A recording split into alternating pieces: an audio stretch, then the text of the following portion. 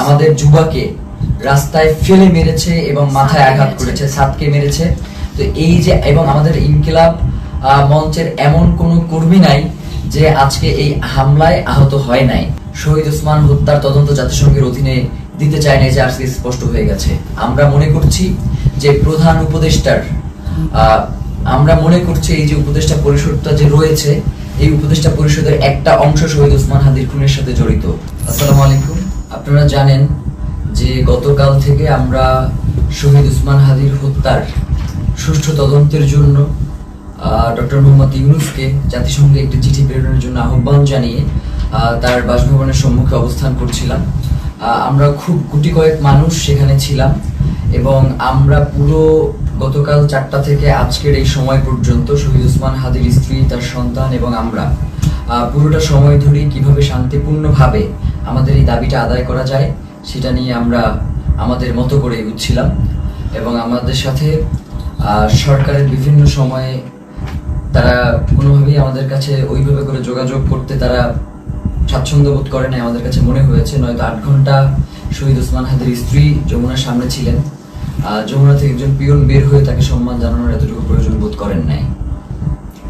তো আমরা আজকে যখন শহীদ ওসমান হাদির স্ত্রী তিনি বিকেলবেলা জুমার নামাজের পরে তিনি আবার যখন এসে যমুনা অভিমুখে আসতে রওনা দিয়েছেন, প্রায় কাছাকাছি চলে এসেছেন, তখন আমাদের কিছু ভাই বোন তাদেরকে আমরা ভিতরে পাঠানোর জন্য চেষ্টা করতেছিলাম। কারণ শহীদ ওসমান হাদির স্ত্রী একা হয়ে গেলে তার সাথে কি ধরনের পরিস্থিতি ঘটতে পারে সেটা জানবার জন্যই মূলত আমরা তাদেরকে প্রেরণ করবার চেষ্টা করেছিলাম। এবং ভিতরে আমাদের কিছু ইনকিলাব কর্মী মঞ্চের সদস্য ছিল যাদেরকে ভিতর থেকে আবার বাইরে আসতে দেওয়া হচ্ছিল না। তো এই সার্বিক পরিস্থিতি তদারকির জন্য আমরা জুমা এবং শান্তা সহ যুবাকে প্রেরণ করেছিলাম যাতে ওরা গিয়ে দেখে আসে এবং ওদেরকে সঙ্গে করে নিয়ে আসে।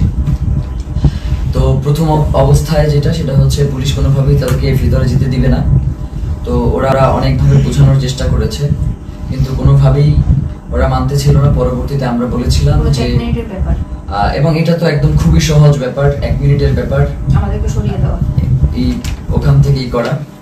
তো ওরা কি করেছে, জুমা এবং শান্তার গায়ে হাত তুলেছে এবং দেখবেন যে শান্তাকে গলা চেপে ধরেছে এবং জুমার পুরো গালে তারা তাদের খামচি দিয়েছে আর কি, মানে এইটা কি, এবং বুট দিয়ে ওদেরকে রাস্তায় পাঠিয়েছে। তো এই যে ফ্যাসিবাদী আমলের যেই পুলিশ, এই যে পুলিশ লীগ, তারা আবার নতুন করে যে মাথাচাড়া দিয়ে হচ্ছে এবং তাদেরকে যে কেউ কন্ট্রোল